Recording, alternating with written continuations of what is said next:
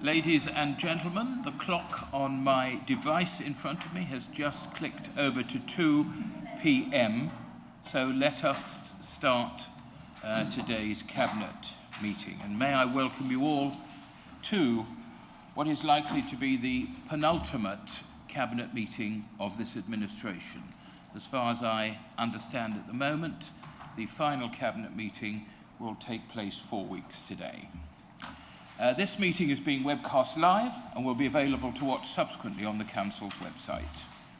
Members of the public and press may also record, film, photograph or broadcast this meeting when the public and press are not lawfully excluded, provided due courtesy and respect are shown to others in attendance in line with the published guidelines. Now, may I ask you all to turn off or change to silent any electronic devices. We are not expecting a fire drill.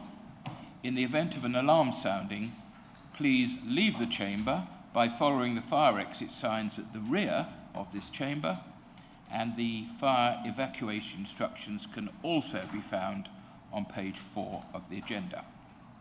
Now, before we start the meeting proper, I have 3 short things to say.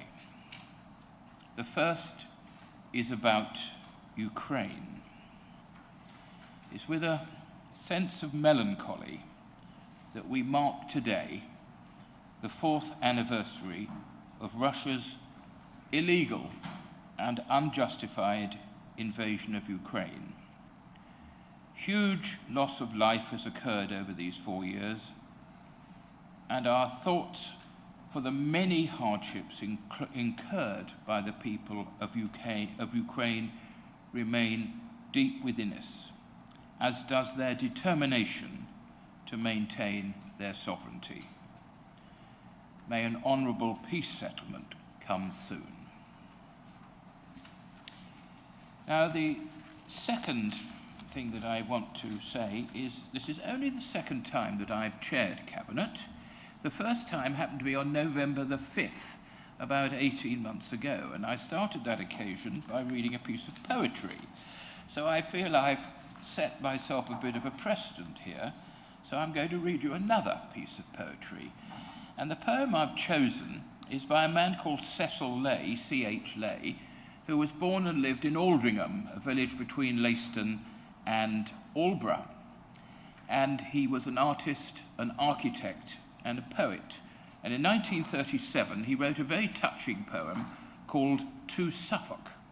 Now, it's 62 lines long, and I'm not going to read all 62 lines, but I am going to read the last part.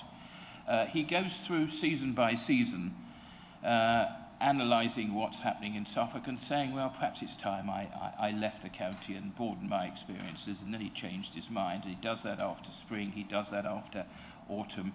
And here's what he says about winter, because we are still in winter.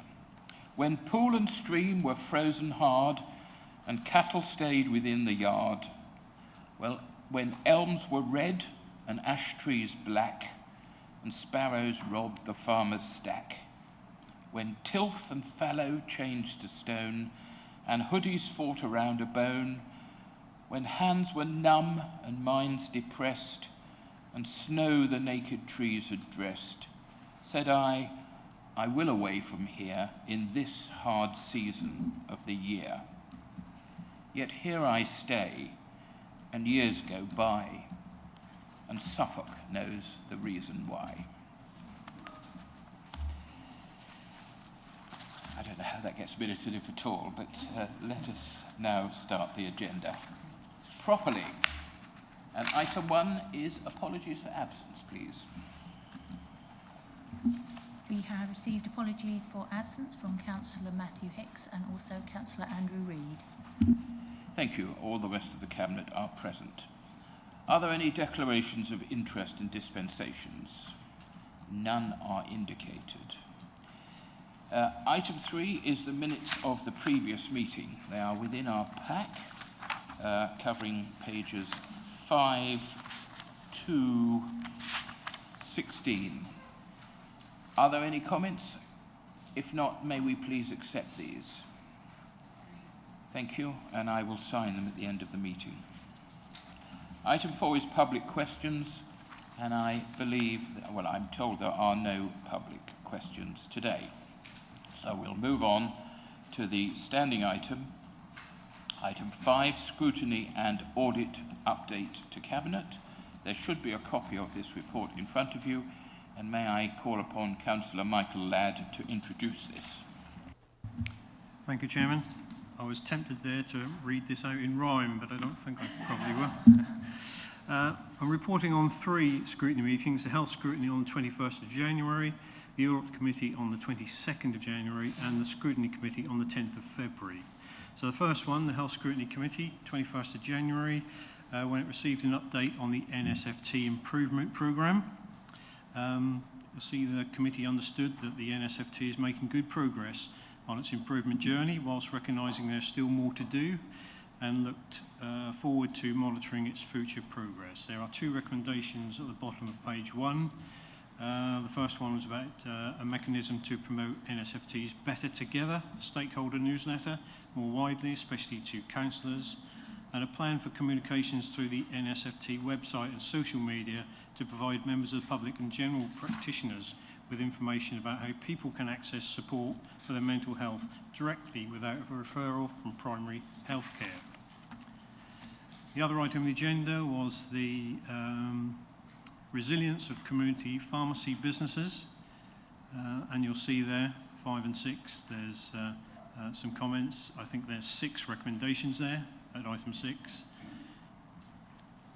And C, the committee recommended to the ICB that they encourage councillors to help promote NHS publicity campaigns within their communities. The Audit Committee met on the 22nd of January and reviewed its draft annual report for 2025 and recommended it for submission to full council, subject to any minor clarifications and updates. The committee also considered and approved the Internal Audit Service Charter, which sets out the mandate, purpose and reporting arrangements of the internal audit function in line with the global internal audit standards.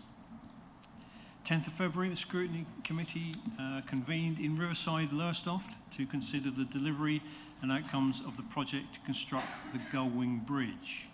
The committee congratulated the leader, Cabinet and the project and construction teams on achieving the delivery of the Gullwing Bridge, which I think we all agreed was a success and was an iconic structure for the town, and it was the biggest infrastructure project ever delivered by this council. A couple of recommendations around signage, to review the signage and road markings in Lowestoft to ensure they are still appropriate and reflect new road layouts, and consider whether it be possible to introduce or use existing electronic signage that would inform road users if the crossing was unavailable for a significant period of time. It was quite timely we'd done this scrutiny because a few days before the bridge had broken down for the first time, and if we needed any more evidence of how successful that bridge is, it was when the bridge doesn't work and there was complete chaos and congestion all around it. So that was real evidence to us, and we were assured that that would not happen again, hopefully, fingers crossed. The committee recommended to the Cabinet Member for Transport, Strategy, Planning and Waste that he should, a couple of recommendations. The second one is to arrange for a review of the way in which the Lowestoft road system supports pedestrians and cyclists. Our next meeting is on the 11th of March, when the committee will be considering Suffolk Community Libraries, which will obviously be the last meeting of this administration. Happy to take any questions, and Councillor Spicer is here as Chair of Audit if there is any questions for Audit. Thank you.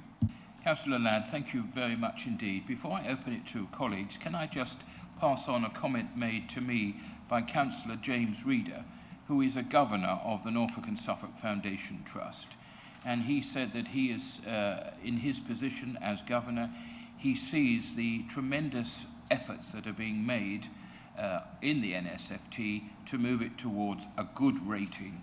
And this is all being done under the leadership of Zoe Billingham, who has been in this building fairly recently talking to cabinet members about what is happening.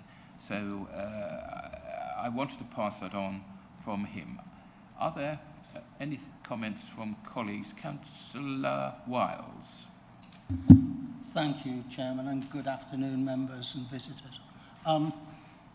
Firstly, I'd like to start with an apology. On the day of the meeting, the 21st of January, unfortunately, there was an incident at the bottom of the A14 at Felixstowe end, and the traffic was at a standstill for most of the day. So my apologies for not attending.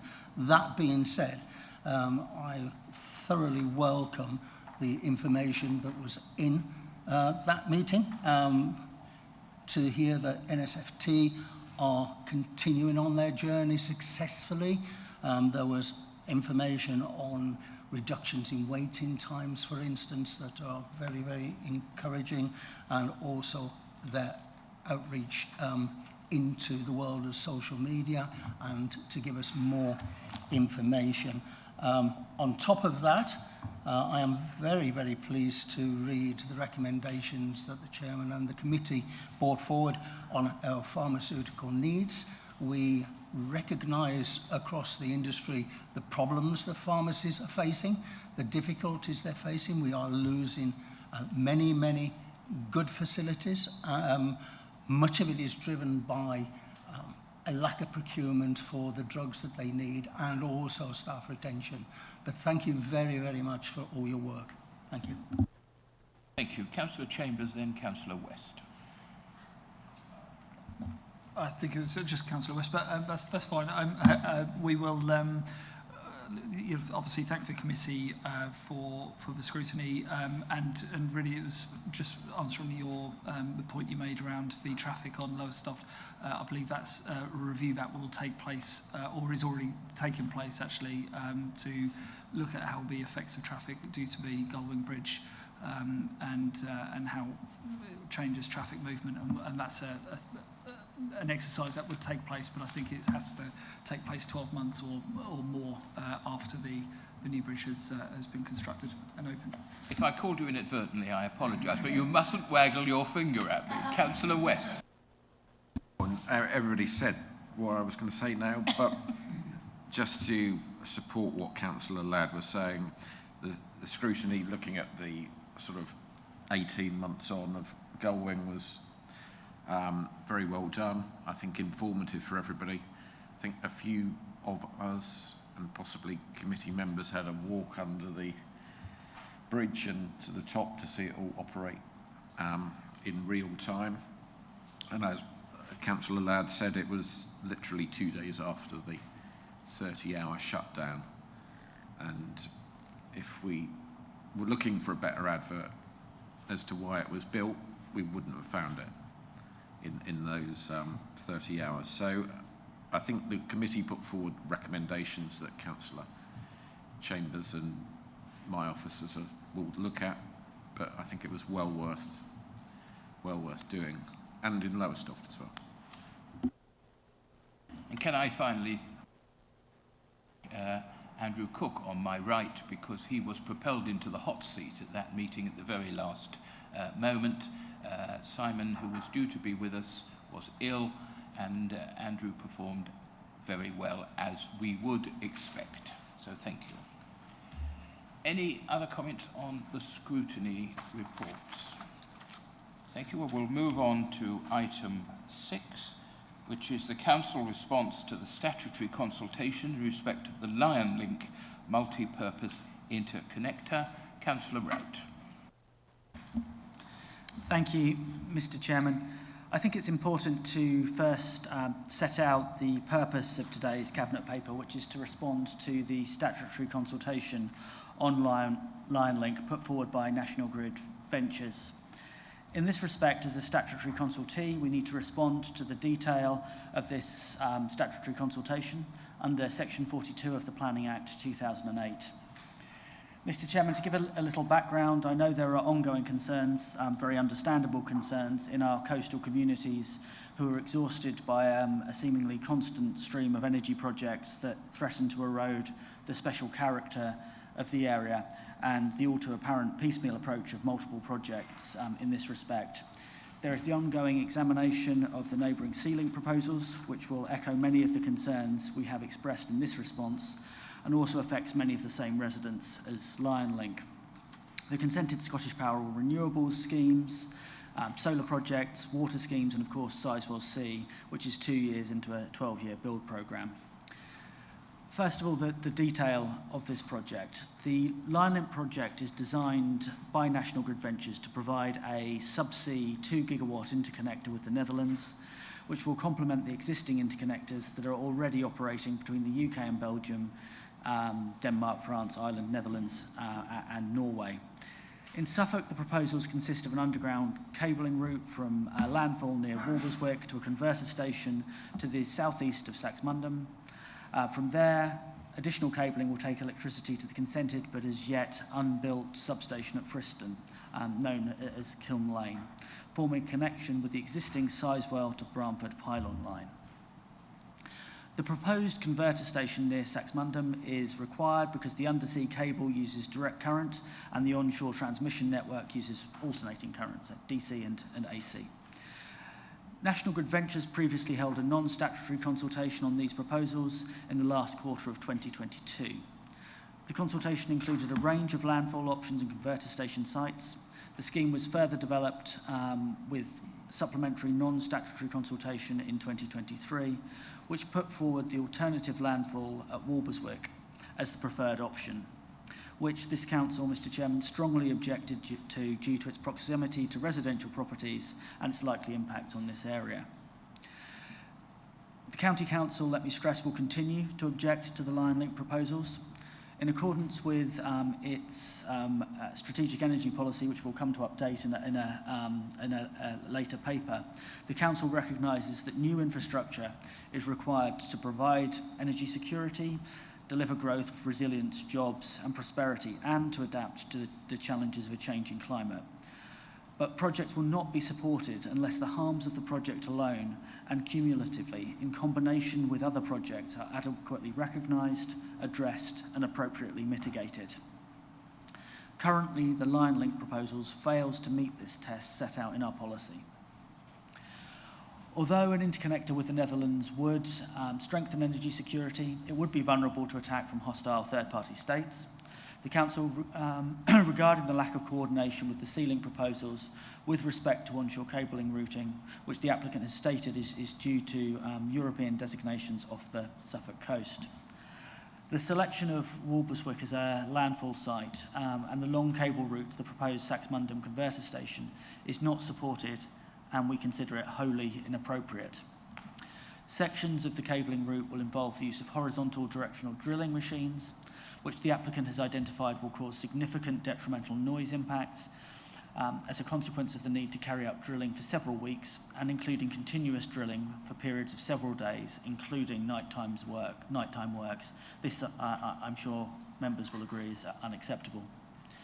Furthermore, the landfall site and cable route is highly sensitive in respect of ecology, archaeology, public rights of way, watercourses and vegetation. However, regarding the converter station site near Saxmundham, the Council does recognise that in this instance the applicant has proposed a comprehensive landscaping scheme which would aim to mitigate the visual impact of what is a substantial building, seeking to recreate the area's past agricultural landscape with hedgerows, trees, woodlands and wetlands, including public access. The building itself looks to combine some positive elements of modern agricultural buildings with a more contemporary design, with a curved roof which responds to the gently undulating landscape of its setting, which would potentially soften the appearance of the structures. This attention to detail has sadly been lacking in the Council's discussions with the applicant for the neighbouring ceiling scheme. However, the Council does have firm concerns regarding Lion Link proposing using the same highways access route to the converter station site as Sea Link, which would involve using the Bennett Railway Bridge and a new permanent bridge over the River Fromus. This has been a consistent bone of contention when we've discussed the Sea Link project, the viability of this access route due to risks of the structural integrity of the Bennett Railway Bridge and the construction of the permanent bridge over the River Fromus, which the Council considers to be disproportionate for access, causing significant visual impact on the area, in particular the Grade 2 listed Hertz Hall that's nearby. Mr Chairman, there will be an opportunity for this Council and Cabinet to consider this matter again at the submission of the Development Consent Order as part of the preparation of the relevant representations. It's at this point that the Council will need to consider if it is to formally object to the scheme, but we are setting out our objections at this stage. I urge Cabinet to accept the recommendations of this paper in full, plus the additional one tabled today, and would like to thank our officers, in particular Graham Gumby and Phil Watson, for preparing this paper. Thank you very much indeed. Thank you, I Councillor. referred to an additional recommendation that somebody put in my speech, and I'm just trying to remember what the additional recommendation Yeah, I was just looking behind me. I'm just querying that with the clerk because Yeah. I'm not aware of any additional. No, I think that there was an additional recommendation, but I'm told it became Surplus to so, requirement. well, no, I think it was actually amended and edited in. If I recall, it was to use the words wholly inappropriate, my Now, look, insistence. Councillor Rout, you must not make my job, I'm green at chairing this cabinet. Do not make it more difficult than it already is. But thank you for your speech. And I'd like just to come in as well because I represent Blything Division and almost all of the harmful action here takes place within the division that I represent. Now, that division is actually going to be divided into two from the 7th of May with the boundary changes, but at the moment I am the county councillor. It comes ashore just south of Walberswick. It wanders through various courses to reach Saxmundham, where there will be the erection of at least one large, very large building. And I agree with all that said. I've read the report with interest, and I'm pleased that the tone is a combative one, because I think we need that on behalf of our communities. I was at a parish council last night, Westleton Parish Council, and they're concerned about the cable route, and I referred them to this paper because it has the detail that we need in here and is clear about the counter response. And I thank you, Councillor Rout, and your officers for writing this paper, because I think its tone is absolutely right. And that's all I've got to say. Are there comments from others on Cabinet? Councillor Chambers. It's not a question as such, just a comment around the energy coast, all the NSIPs going on the east coast, Sizewell obviously being the major, the main one. But I just want to draw attention to the A12 MRN scheme. Will be coming to planning very soon, I hope. But obviously I just want to just highlight the importance of that project. It will aid all of the construction along the east coast there. It's a shame it couldn't have come earlier, but anything with infrastructure projects does take time. So I think it's a good sign that this administration is investing in our infrastructure. So. Thank you. I'm happy to open it to any other councillor for questions, comments. Councillor Dunning. Thank you ever so much. Yes, I actually do want to ask, because I live in Halesworth, which obviously is on the other side of the A12 to Walberswick, but obviously a lot of the economy from the whole of the East Coast transcends across all those different parishes. Both of my children have worked in Walberswick. Many people I know have worked in Walberswick. And I think the shocking thing that I heard was, if you think of the population of over 350 residents in the community of Walberswick, where are they going to be asked to vacate while all this noise and construction is going on? The continuous noise and vibration is going to be absolutely awful. It's bad enough already driving the whole length of the A12 with one national infrastructure project going on or another. And yes, my car has been in the garage several times for various different reasons because of it. I want to know is what will happen in the village. Where will the people go that are working from home, the children going to school, and of course the other businesses, if you did have to move them out and you didn't necessarily shut down with the times that you've said. But it is that noise, and my question really would be has Suffolk County Council had the opportunity to truly cost that true economic impact, I suppose, of Lion Link on the local residents and obviously the visitor economy to Walberswick. Councillor Rout. Please. Thank you. Yes, so you'll understand, Councillor Dunning, that things, some of those areas fall under the remit of East Suffolk District Council, so not this County Council alone. But we are very, very aware of the impact on the tourist sector in particular, and it's something we always raise in terms of, in particular, operating hours, working hours, whether it's evenings, weekends, bank holidays. We always push for those to be ruled out in terms of construction hours. There's the impact also on accommodation, the letting sector, both long-term and short-term, and the displacement of jobs. You know, people leaving employment in the tourist sector for potentially jobs in the energy sector.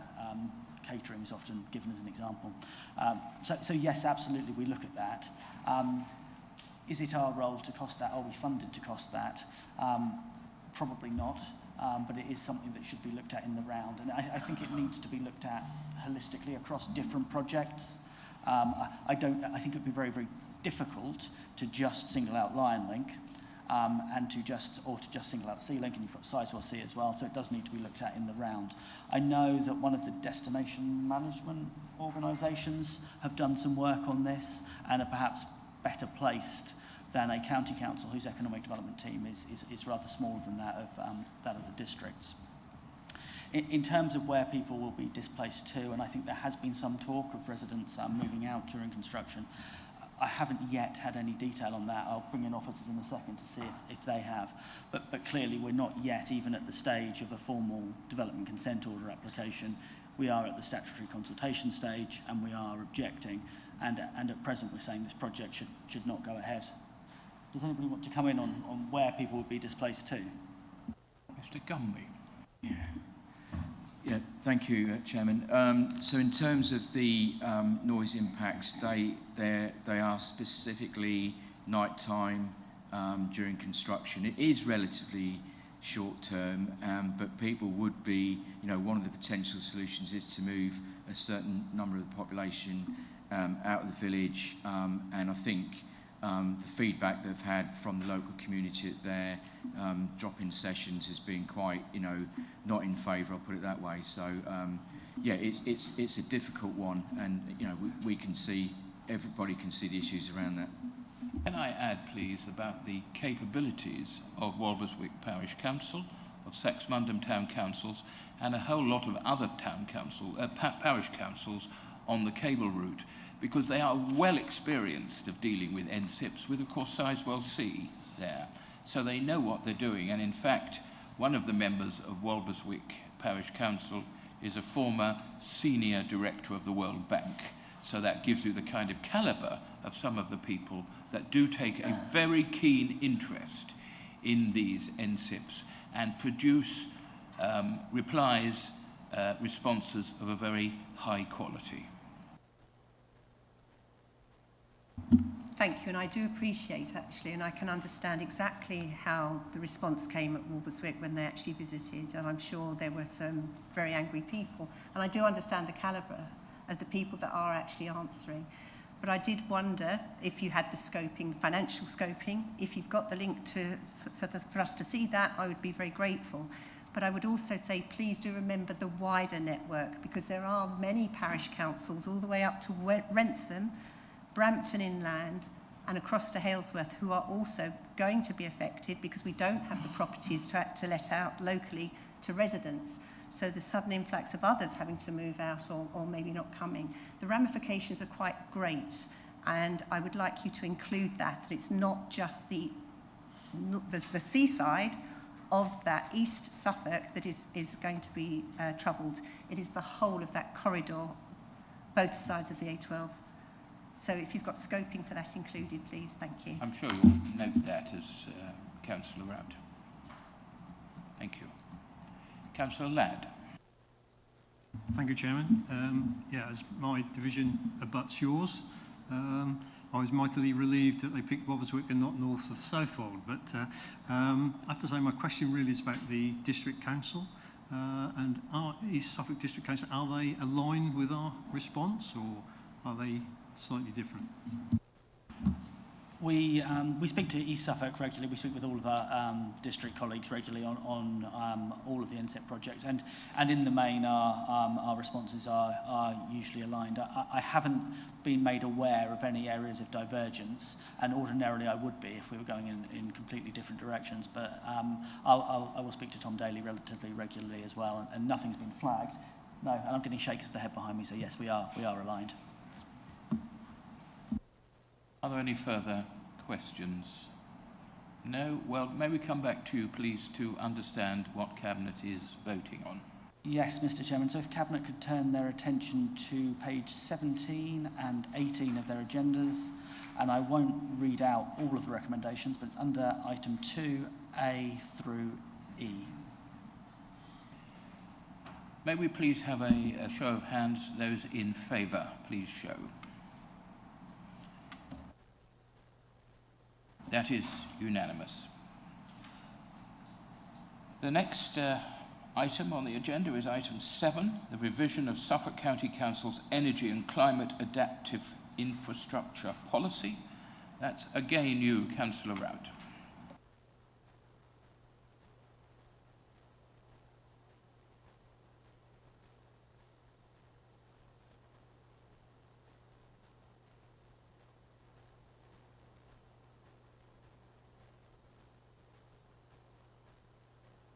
Out proposed revisions to the Energy and Climate Adaptive Infrastructure Policy that was previously approved by Cabinet in May of 2023.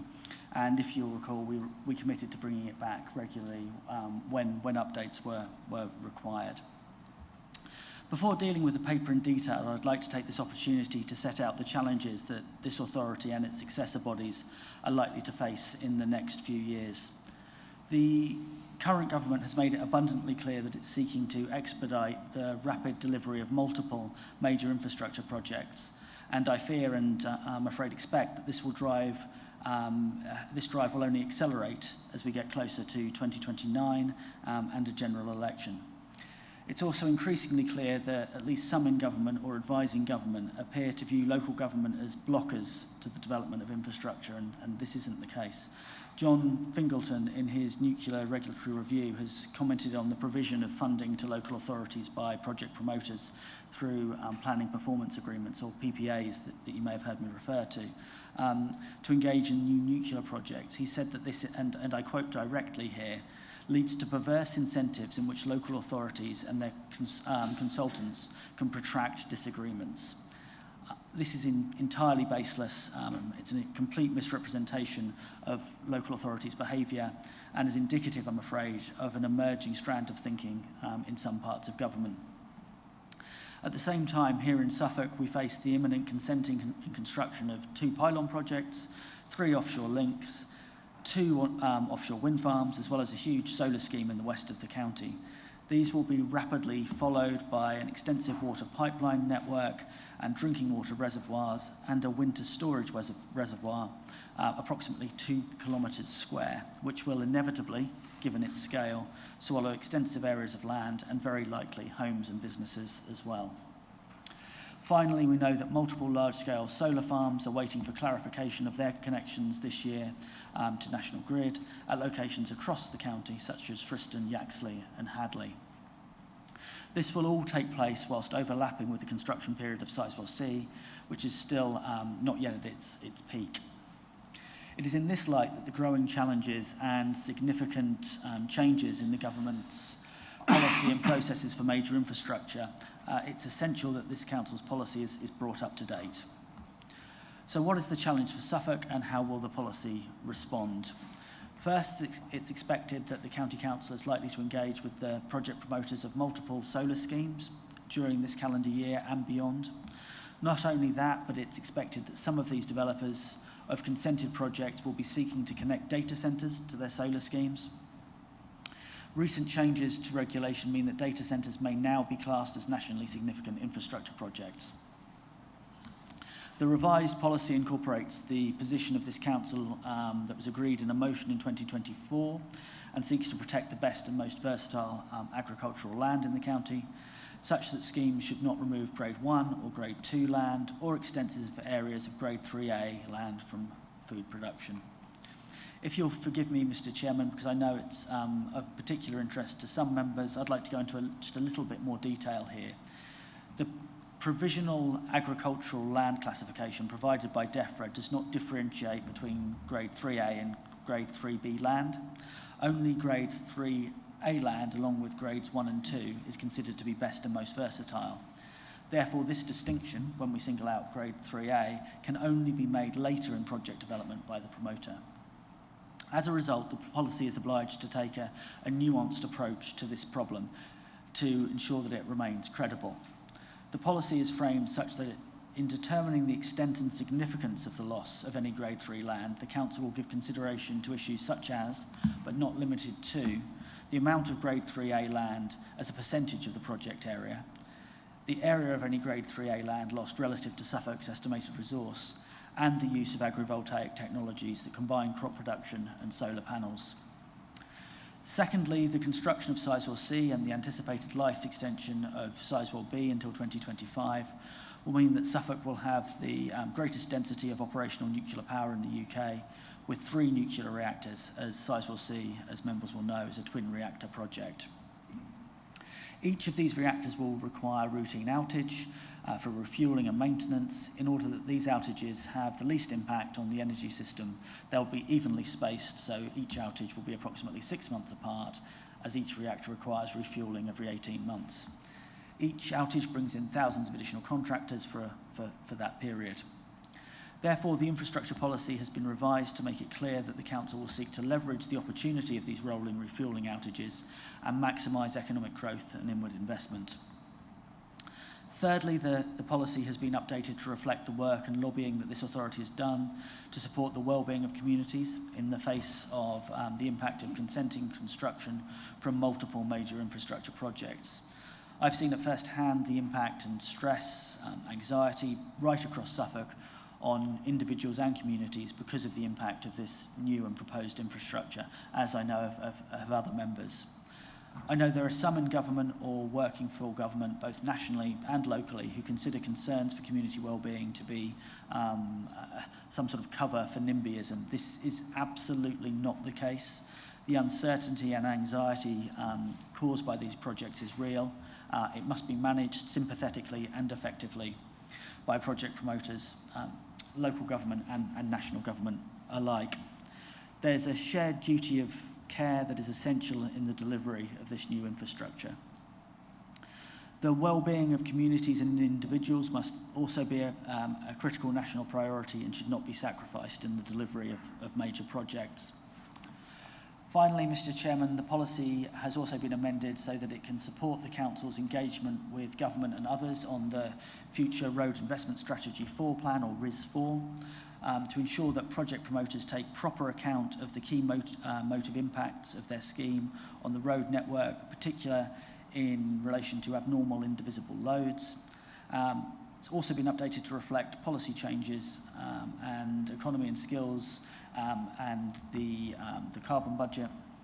And finally, it's been renamed as the Energy, Water, Transport, Commercial and Adaptive Infrastructure Policy, a snappy title, to reflect the changes to the policy. As the Council approaches an election and dissolution, it's worth reflecting, I think, on how much the Council has been able to achieve when the government and project promoters hold many of the cards, but when we hold them properly to account, I think this Council has achieved a great deal and a good number of concessions on behalf of our communities. I hope that in future, whoever has the responsibility for NSIPs at this Council or its successors, that Suffolk will continue to engage with these issues, continue to punch above its weight, and above all, continue to support the people of Suffolk as they face the further development of major infrastructure projects in this county. Effective engagement with project promoters, regulators and government by this Council, and the support and encouragement of this Council for communities who are seeking to engage with project promoters will, I think, continue to be critical to achieving better outcomes for the people of Suffolk. I hope, Mr. Chairman, that Cabinet accepts the recommendations of this paper as set out in full in the papers in front of us, and I'm very happy to take any questions. Thank you. Thank you, Councillor Rout. Yes, we'll go to other members. Councillor Cenci. Thank you, Chair. I would like to refer to the second paragraph on page 103. Projects will not be supported unless the harms of the project alone, as well as cumulatively and in combination with other projects, are adequately recognised, assessed, appropriately mitigated and, if necessary, compensated for. I'd just like to ask Councillor Rout what impact this policy and previously the policy actually has to aid this aim. Well, I think the prior paper, Mr. Chairman, that we just looked at made direct reference to this policy, and the fact that in our assessment of the line link scheme, it did not adequately offset those negative impacts. But I think more broadly, you will see developers as they propose developments within Suffolk refer to our policies so that they understand the framework with which we'll approach them. Whether that is the policy around agricultural land or our emphasis on mental well-being. We had supplementary guidance papers on those. Those have already been referred to and made a real difference with the way that some solar developers in particular engage with our communities. And I hope that this more robust overarching policy will do exactly the same thing. Thank you, that's excellent. Thank you. Are there any other comments from Cabinet members? I open it to the floor. Councillor Stringer. Thank you, Chair. Just two questions I wanted to ask today. Is it a coincidence that the word climate is in the title of the report, but it doesn't seem to feature in the report anywhere? Equally, could there be, there's increasing evidence that agrivoltaics now are allowing crops to be grown where they otherwise couldn't because of climate change. And in fact, it's been calculated that £435 billion worth of crops could be grown if this route were taken. Is it not worth actually having some of that research within our paper in order to respond to any of those NSIPs, encourage them rather than just to be photovoltaic, to also be agrivoltaic? Thank you. Councillor Rout. Thank you, Mr. Chairman. In answer to your question, Councillor Stringer, yes, it is a coincidence. You heard me refer to adapting to a changing climate in my speech. I'll continue to do that. And I also referred to agrivoltaics in my speech. So, for example, with the removal of Grade 3A land, one of the things that could offset that was if a scheme was pursuing agrivoltaics rather than purely voltaic panels. In terms of the research, yes, I mean, the policy can always be improved and updated. It's had supplementary papers attached to it previously. I referred to the one on mental well-being. There's no reason why an annex could not be appended to it in future. In terms of the research, I've not seen as yet anything sort of incredibly compelling put in front of me, but I recognise the comments that you've made, and I think that the policy is always an evolving beast. Today demonstrates that. The annexes that we've attached in the past demonstrate that, so there's no reason at all why that can be added in the future. But we do, when talking about Grade 3A land, say that one of the things we'll look at that could render that more acceptable is the use of agrivoltaics. Want to come back? Yeah, I just want to come back on one thing. With complete respect, whatever politicians say in a chamber will come and go. What's important is what's written in the policy. And I do believe it's a mistake for it to have not included climate within the policy. That's recognised, Councillor Stringer, but the point around agrivoltaics is within the policy. Are there other questions or comments from any councillor? No? Right, well, back to you, Councillor Rout, to ask us just to inform us what we are voting on, please. Thank you, Mr. Chairman. You've come back to me slightly quicker than I hoped, but there we are. If I could refer Cabinet to page 93 of their papers, paragraph 2A through E.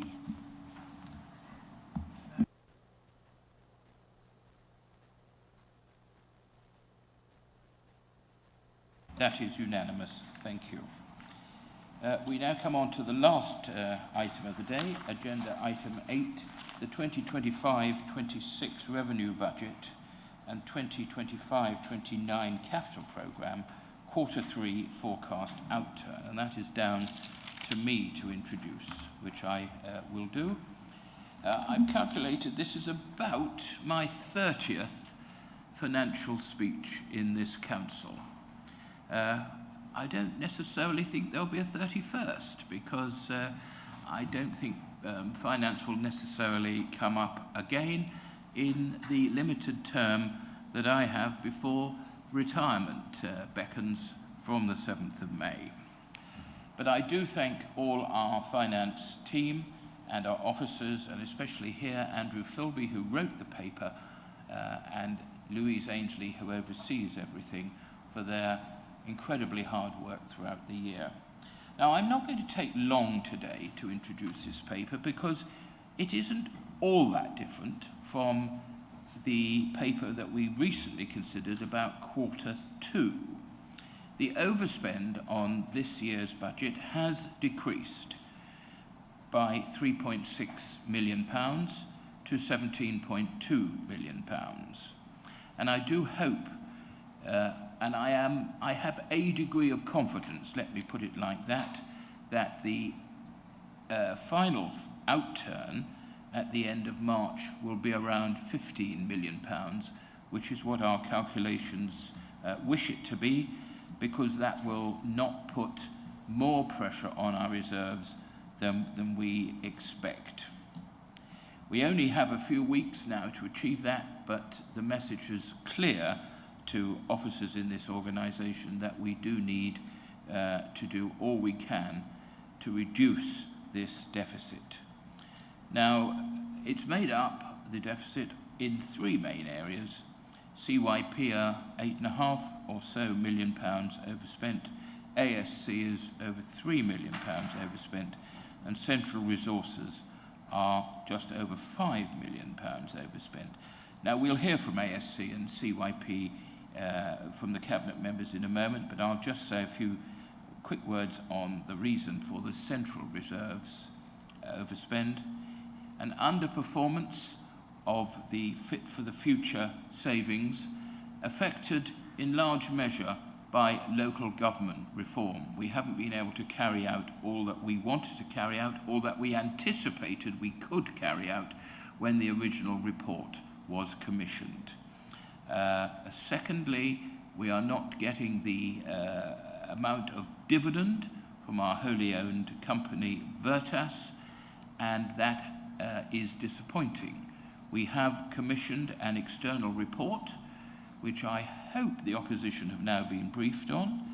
I have asked that they are briefed, and I will be meeting with the Chief Executive and the Chairman of the Veritas Group shortly to talk this through, to implement the relatively minor changes that the report has pointed out, and to press them for more dividend and for policies which produce greater profit in the short term, because whoever forms the administration after May will need income, and Veritas are a crucial part of what we do and the income that they supply to us on an annual basis via their dividend.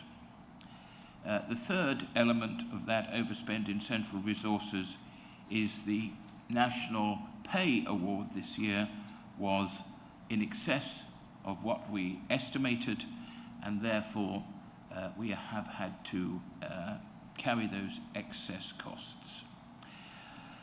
I am confident that this council is well run financially.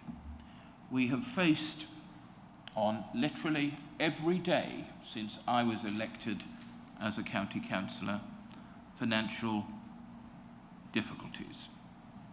I was elected on the 1st of May 2010, on the same day that a Conservative government under David Cameron was elected, well, I suppose I should say a coalition government was elected, and that was the day that austerity began. So I have never been around in local government when money was freer than it is now. It's always been, how are we going to save money? What can we do to alter our services so that they are provided at better value? And it has been 16 years constantly doing that. And I don't really see that the landscape is going to change in the short-term future. But we've managed, we're still here. Our reserves are at a level which starts to cause me and the Section 151 officer some concern, because they are now historically low. We need to make sure that the forthcoming year's budget for the 26-27 financial year is adhered to, and I made that very clear in my speech in this chamber to the budget debate literally a few days ago. I will no longer be around to monitor that, but others will be. So I want to thank everybody involved and wish them the best for the future. And may we now go to various cabinet members to hear from them. And I intend to go along the row and start with Councillor Hopfensperger. Thank you, Mr. Chairman. Adult social care is forecast to overspend by 3.3 million against its 2025-26 revenue budget of 372.3 million. This equates to a variance of 0.9%. Whilst it is still an overspend, this is a welcome improvement by 1.3 million over the Q2 position, following a targeted effort to further increase savings from transformation. Our two transformation programmes, People First, Independent Lives, continue to deliver a range of savings activity with combined targets of 15 million, which is currently expected to exceed by 7.9 million. This is 2.9 million more than savings than forecast at Q2. Nevertheless, the demand and cost issues I've highlighted in previous quarterly updates are still present in this service. Q3 saw another record high number of people receiving care services, which peaked at 10,786, of which 7,958 are in locality services and primarily would be older people. This in turn has meant that the care purchasing budget is forecast to overspend by 5.3 million, despite the good work of our transformation programmes. Outside of care purchasing, there is better news, with an overall 2 million forecast underspend, which is primarily caused by pay underspends from vacancies across various services, and 0.2 million underspend in the housing-related support service, following the savings from the introduction of new contracts this year, exceeding the £3 million savings target, whilst keeping to the planned service levels.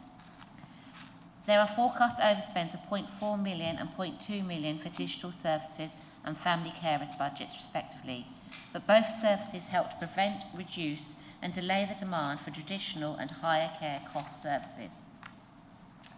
In conclusion, ASC is seeing demand in an unprecedented scale, which shows no sign of abating. The transformation programmes are maximising the mitigation of this as much as possible, but they can and they will continue to do so for us the remainder of the year and beyond.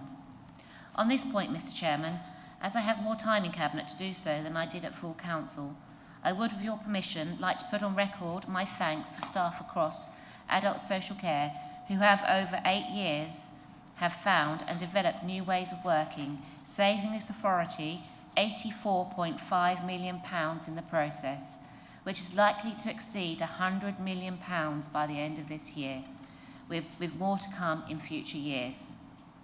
I know how disheartening it can be to hear councillors say things in council meetings which are inaccurate or seek to downplay the efforts of hard-working staff to try and scope a cheap political point or a headline. It's even harder to hear when the same councillor was responsible for transformation and publicly lauding your efforts just a few months before. Transformation is difficult, it takes time, but in Suffolk it has been an absolute foundation of the way we work. Teams across adult social care have challenged themselves every day to step out of their comfort zones and embrace new, often unfamiliar ways of working or the introduction of new technology. To all staff involved in transformation, I want you to know that I am proud of you. I see the efforts you put in, and you will always have my thanks and admiration. Mr. Chairman, we will go further and continue to look for other ways to keep costs down. And whilst I accept the increasing demand is not just a Suffolk issue, but a national one, I have confidence that the teams across ASC, ably led by Executive Director for Adult Social Care and his wider management team, will meet the challenge of addressing overspends, whilst all the time keeping the quality of care delivered as our primary concern. Thank you. Thank you, Councillor Hopfensperger, and well said. On to Councillor West. Thank you, Chairman. I just have a few comments because we're talking about the highways revenue, which is obviously relatively low sum because the majority of the highway spend that people recognise is through the capital programme that I will touch upon also. But on the revenue side, we're projected to be around about £500,000 overspent, and £300,000 of that is due to increased frequency of cyclical drainage in the year, and £200,000 in respect of additional urban grass cutting. But other than that, the highways revenue budget is on course. I'll just say a couple of words on the capital side because it's topical, and I've said this I think before, that over the last 2 years, the maintenance grant for highways from the government has been cumulatively £78 million this current financial year and the last one, and the council in terms of capital on that particular section has spent £87 million on our highway assets, footways, carriageways, everything else, but mainly carriageways. So just making the point once again that we've made repeatedly over the last few weeks, that over the last 2 years we've spent more than we've actually received. Thank you, Councillor West. The point is well made. Councillor Bennett, you're also going to include some remarks from Councillor Reid, who isn't with us this afternoon. Yes, that's right. I've amalgamated both our parts of the Directorate into one, so I'll speak to it as one if that's okay. So I'm presenting the quarterly forecast today, and currently we're forecasting an overspend of 8.6 million on core funded budgets. And whilst this remains a significant pressure, it represents 1.5 million improvement since Q2. Reflects the active and deliberate steps that we've taken to manage demand and control expenditure, and is a slightly improving position. So I do want to take this moment to thank our staff, whose hard work means that we continue to meet the complex needs of children and family whilst remaining rigorously focused on cost efficiency. There are still pressures within children's social care, with a forecast overspend, as I said, of 8.2 million. And as documented both locally and nationally, we are seeing a rise in the number of children with complex needs, and many of these young people require specialist placements, which has driven our average placement cost up by 13%. So looking at other areas of CYP, in inclusion, we're forecasting a £2.3 million overspend, reflecting the cost of maintaining our statutory capacity and rising demand.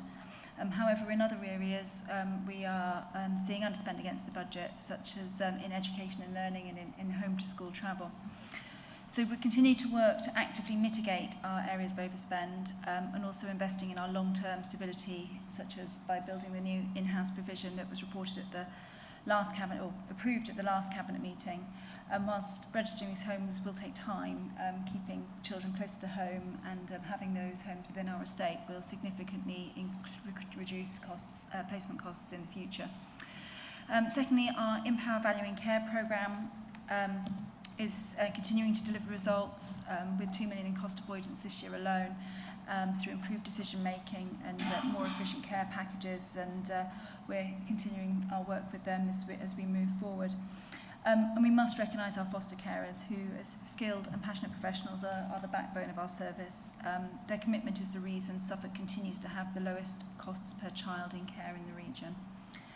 We're still working through the detail of yesterday's SEND white paper. At the moment, we broadly think it aligns with our existing directorate of travel, and we particularly welcome the focus on early intervention and strengthening inclusion in mainstream schools.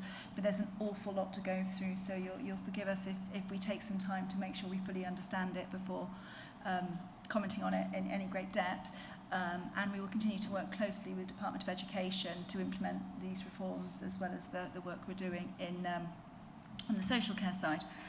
As we move into Q4, our focus remains on tight financial oversight and the delivery of our transformation programmes, and we continue to work to bring spend down wherever possible to provide not only best value to residents, but also to support our most vulnerable children and families. Thank you. Thank you very much. Councillor Cenci. No. Over to you, Councillor Cenci. Thank you, Chair. Thank you for the work that you and your team have done on finances over the years. And being a member of the Budget Working Group, I know how hard the work is too. I'd also like to echo your comments about Ukraine, and that leads me into the first of three major programmes that's in my portfolio. So the Homes for Ukraine programme. Am I echoing, by the way? Not too bad. No? The Homes for Ukraine programme, the council... It's always a pleasure to hear from you, if not once, twice. The council carried forward 8.8 million of government funding from last year and received a further 0.6 million this year. This is helping us meet our responsibilities to host families and individuals and to support those extending their visas under the Ukraine Permission Extension Scheme, for which there is no additional government funding.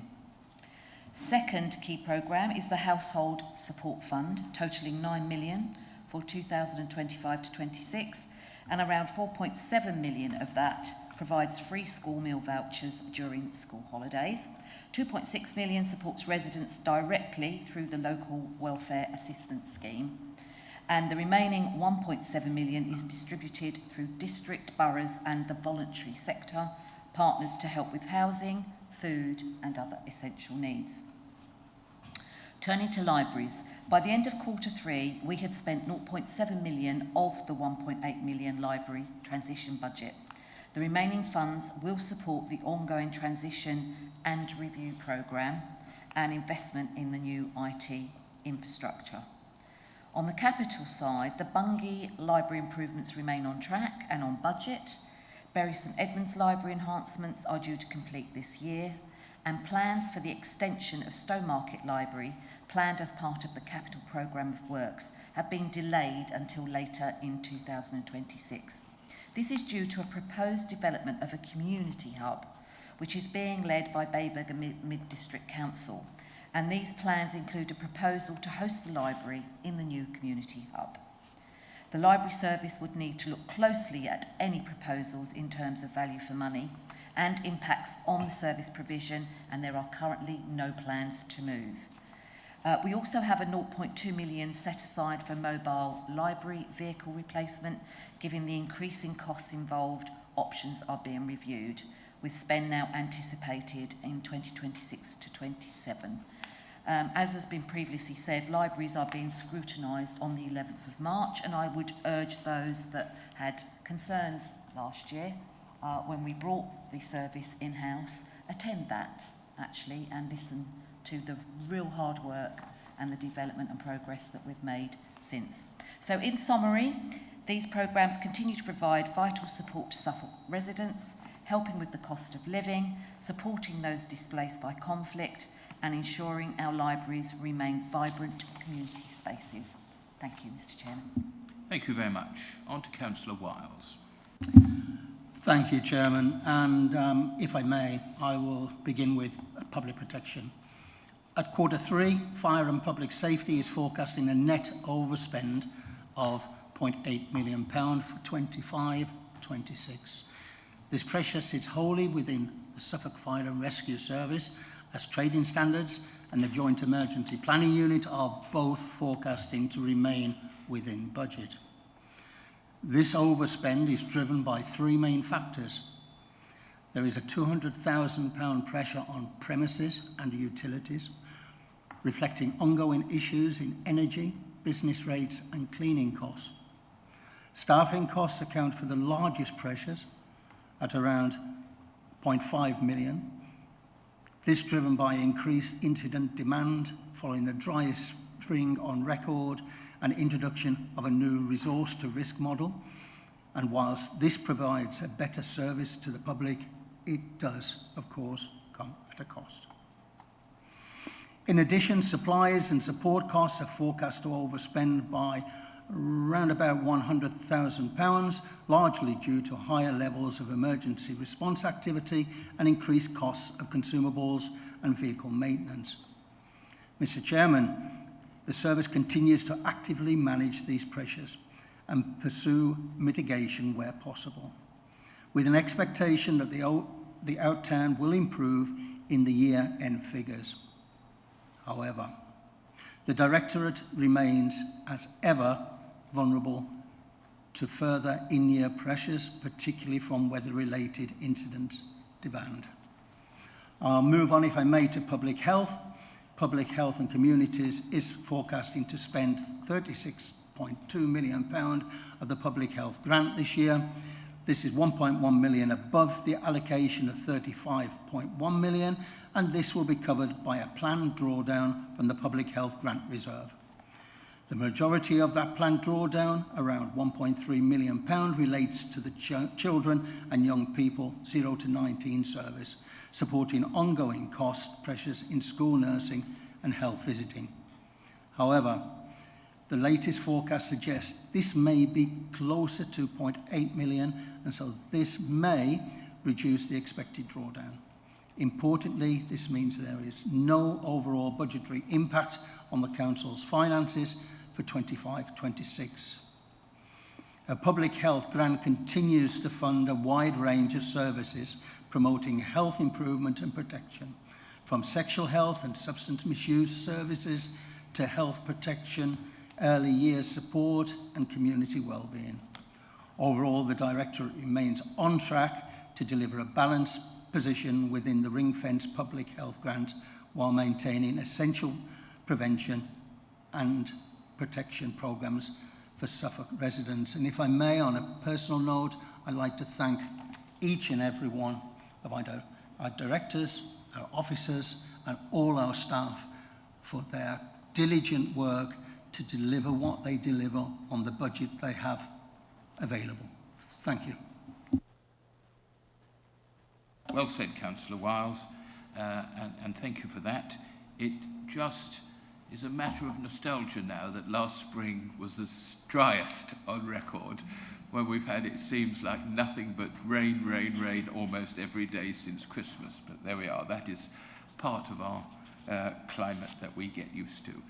Councillor Chambers. Thank you, Mr. Chairman. I'll be very brief.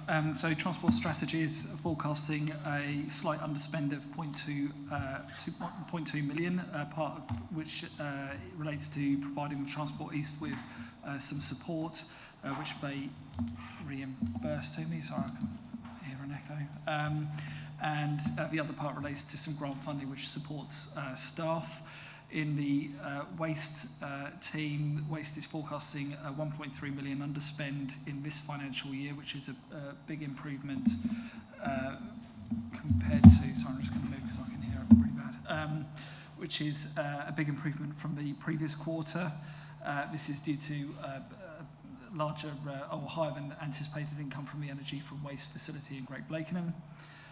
Just on to planning, the revenue side, we'll finish about 40,000 ahead of budget due to income, higher income and a vacancy in our head of planning. And passenger transport is forecasting to deliver on budget. Apart from that, that's it. Thank you. Councillor Rout. Thank you, Mr. Chairman. I'll be even more brief than Councillor Chambers.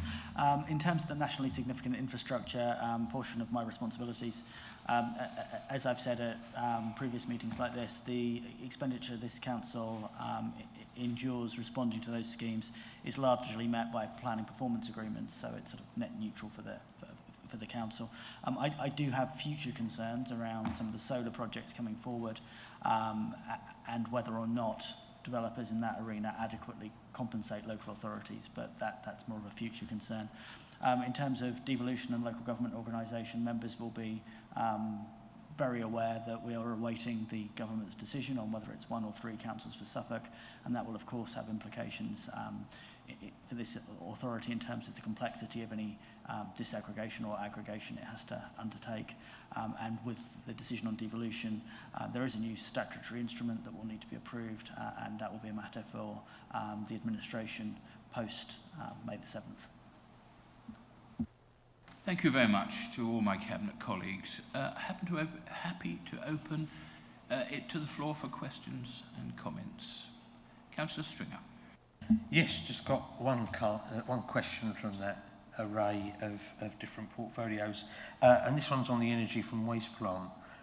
With the plans to expand the emissions trading scheme to such facilities, and coupled with the drop in commercial customers mentioned in the report, should the impact changes be amended to reflect this and possibly enhance our risk register?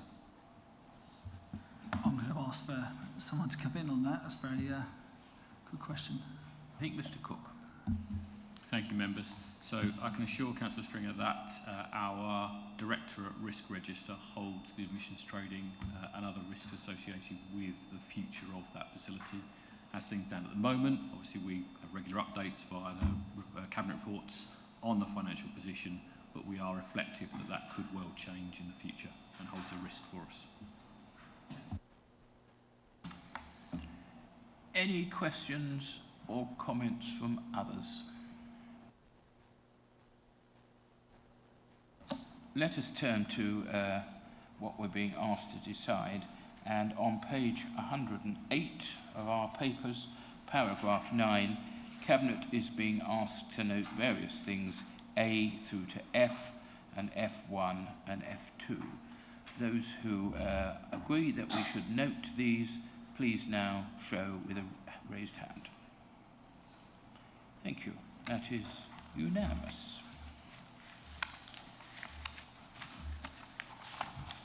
Now, that concludes today's business, and I'm grateful to everybody who's taken part.